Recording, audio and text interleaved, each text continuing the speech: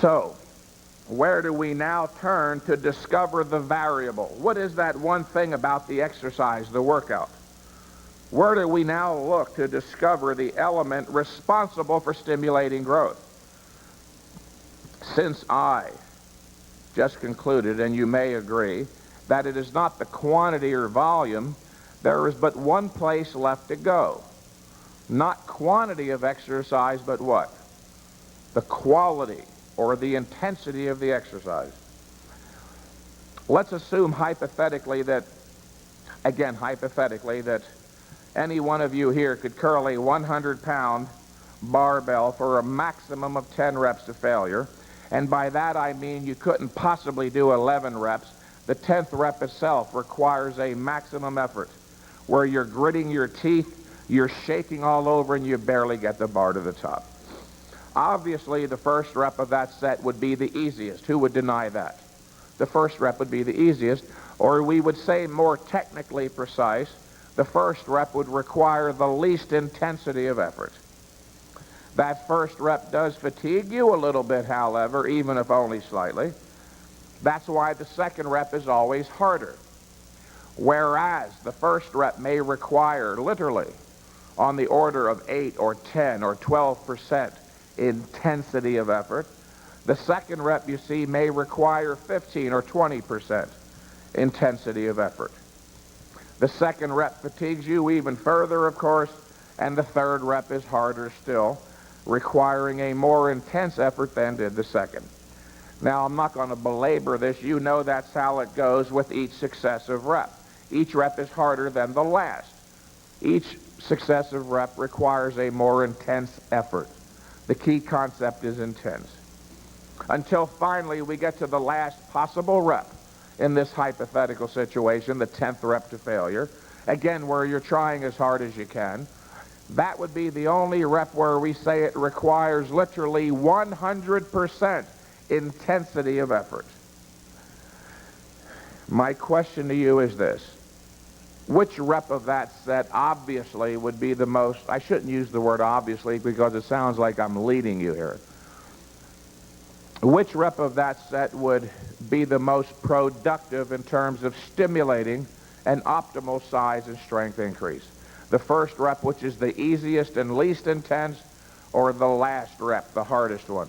The only rep requiring 100% intensity of effort.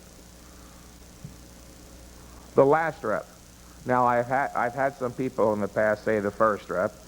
That was either because they were anxious or they didn't have normal, intact, functioning brains. And that's okay, because some people aren't born with normal, intact, functioning brains. Yes, of course, the last rep would be the most productive, not the first rep. In fact, if you could curl, again, hypothetically, 100 pounds for 10 reps. Now, you would never do this, but hypothetically, for some weird, strange reason, you only ever just did the first rep, then you put the bar back down on the floor, never attempting a second, third, fourth, fifth rep. Would you ever grow? No. It's too easy. There's not enough intensity of effort. The intensity, to be more specific, the intensity of the stress on the first rep of a set of 10 is not sufficiently threatening to your body to warrant an adaptive response. That is a strength and size buildup. Just like you couldn't get a suntan sitting in front of a 100-watt light bulb. I don't care how long you sat there or how much Phosphogane suntan lotion you rubbed all over your belly button. That 100-watt light bulb is not intense enough. The intensity of the stress doesn't threaten your skin sufficiently to warrant an adaptive response. Not a muscle buildup, but a suntan buildup. You see, audience, most people think of developing a suntan or developing larger muscles as something merely cosmetic. And by cosmetic, I mean to improve your appearance. But of course, nature couldn't care less if you were a blonde Adonis on the beach with a 22-inch arm. The development of a suntan, just like the development of larger muscles, both of those things represent literally defensive barriers the body builds to protect itself from future assaults of high-intensity stress, whether high-intensity ultraviolet sunlight stress or high-intensity anaerobic exercise stress. Executing that last, almost impossible rep causes the body to dip into its reserve capacity or ability. And since your body obviously only has a very limited reserve ability, the body protects itself from future assaults on its reserves by enlarging upon its existing ability through the compensatory buildup of more muscle mass. That's probably the most intelligent statement in my whole seminar today. It's very abstract. So this is not a put down. Is there anybody here who'd like me to restate that? I understand. The first time I read that, I had no clue what the hell that meant. But after I understood it, I got so excited you couldn't peel me off the ceiling for 2 days. Listen very carefully. I'll repeat it a third time if required. Executing that last, almost impossible rep causes the body to dip into its reserve ability. Not the first rep, it's too easy.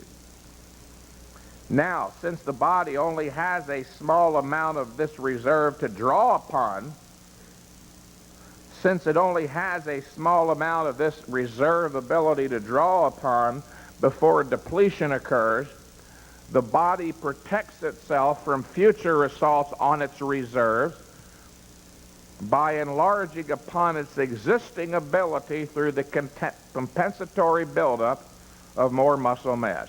That one statement encapsulates the entire science of bodybuilding exercise, but it's very difficult to grasp on first hearing. That doesn't mean you're stupid, that just means you're not godlike. When you first sat down that first day in kindergarten, did you fully understand the ABCs? I didn't. I was kind of slow. It took me weeks. But now look, you fully understand it. You've integrated the ABCs into words, words into sentences, sentences into paragraphs, paragraphs into books. Work with that concept. There were a few people who got excited properly by that. Think about that later on and you'll fully understand the actual science of exercise.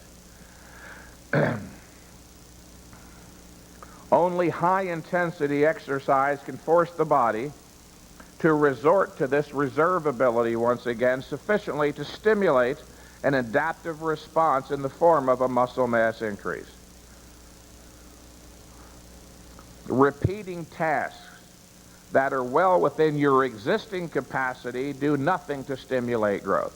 If you can curl 100 pounds for 10 reps and all you ever try is 10, your body has no reason to grow. You have to attempt tasks that are beyond your existing capacity. That's what stimulates growth. And of course, how does the bodybuilding orthodoxy and exercise science have you train? Not to failure. Oh no, there's something apocalyptic, frightening, dire. Don't train to failure. You might grow a third eyeball or hair on your tongue. Don't train to failure. It's dangerous.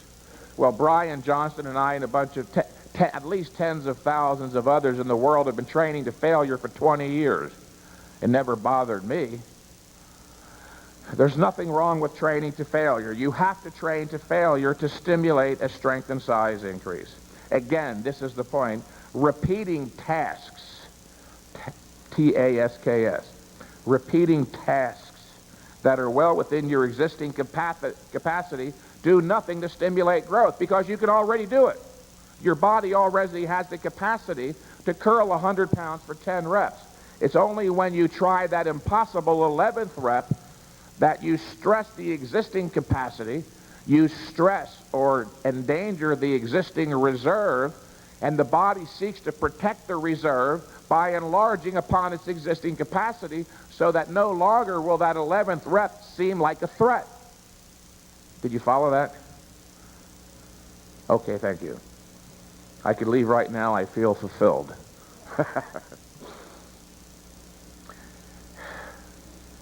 Carrying a set to the point where you are forced to utilize 100% of your momentary muscular ability, audience, is the single most important factor in increasing strength and size. Working to a point of momentary muscular failure, where another rep is impossible despite your greatest effort, ensures that you pass through the breakover point, or that point in the set below which you go and growth will not be stimulated, and above which you grow and growth will be stimulated.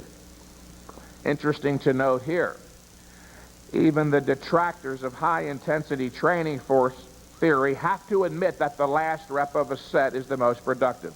Think about it. All these people, many of them knuckleheads, who claim high-intensity training theory is bunk. Now, what's the first principle of the theory of high-intensity training? The principle of intensity.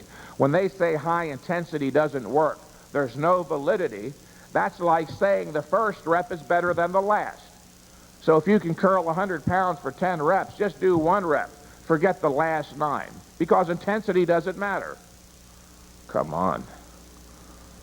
I had a client of mine, he's now a regular client. I was telling Brian this earlier. He called me several months ago. He was in a quandary. He said, Mike, I don't know. I'm awfully confused. I don't know if I should sign up with you or Charles Poliquin. His name is Mac. I said, Max, if you're that confused and you can't see on the face of it the difference between Charles Poliquin and I really don't want you to sign up with him. You deserve each other. Anybody who denies, this is the point, all the semi-jokes aside, if you believe that the first rep of a set to failure is better than the last rep of a set, you're either so stupid that you don't deserve my presence, as Arthur Jones used to say, or you just got something very wrong with you. Obviously, the last rep of a set to failure is the most productive. Now, there have been a few individuals, not necessarily high-intensity advocates, who have raised the intelligent question. I'm not saying everybody who's against high intensity has no intelligence. They're just on their developmental way to finally embracing this. And I mean that sincerely. A few individuals have raised the intelligent question as to whether it is actually necessary to train to failure. They say, Mike, how do you know for sure that 100% intensity of effort is absolutely required to stimulate growth? Maybe it's only 67%, or 82, or 91. It's a good question. How do we know? Well, the problem here, audience, would be one in measuring intensity. There are, in fact, only 2 perfectly accurate measures of intensity. 0% when you're totally at rest, and 100% intensity when you're exerting yourself with maximum effort. So long, now here's the point, so long as you are exerting yourself with 100% intensity of effort, you will have passed through every possible breakover point. 62%, 79, 84, 93. As long as you go to 100, you pass through every possible growth stimulation point, you see. That's why we keep stressing train to failure. It's not going to hurt you. Not only is it desirable, it's absolutely necessary so that you know you stimulated growth. Does that help anybody?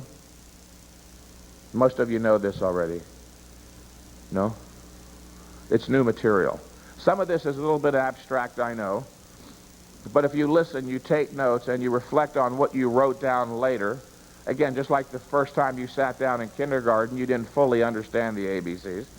Think about this stuff later, and you'll learn to think logically about exercise, so you won't have to keep running compulsively to the newsstands every month, grabbing up a handful of magazines, running home, locking the bedroom door, tearing the phone out of the wall, and scavenging the pages for 4 hours, hoping that someday you'll find a magic routine. That's like playing Russian roulette with your life. It doesn't work.